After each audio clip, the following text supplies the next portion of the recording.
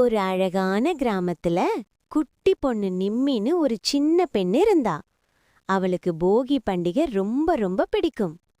போகி நாள்ல அம்மா நிம்மியிடம் சொன்னாங்க, நிம்மி, போகி நாள்னா பழையத விட்டுட்டு புதுச வரவேற்கிற நாள்னு.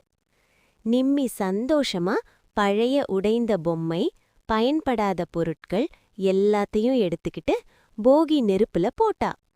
நெருப்பு எரியும்போது நிம்மி கைத்தட்டிட்டு போகி போகின்னு சந்தோஷமா குதிச்சா. அப்பா சொன்னார், பழைய கெட்ட பழக்கத்தை விட்டுட்டு நல்ல பழக்கத்தை கத்துக்கோன்னு. அந்த நாள் முழுக்க நிம்மி அம்மாவுக்கு உதவி செய்தா. அப்பாவ மதிச்சா. எல்லாருக்கும் புன்னகை கொடுத்தா. போகி நெருப்பு அணைந்தது.